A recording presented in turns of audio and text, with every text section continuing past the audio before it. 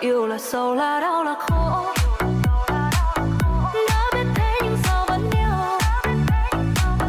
Có phải lúc khi ta cùng si là say là mê, trái tim chẳng thể nghĩ. Khi chìm trong hơi men tình ai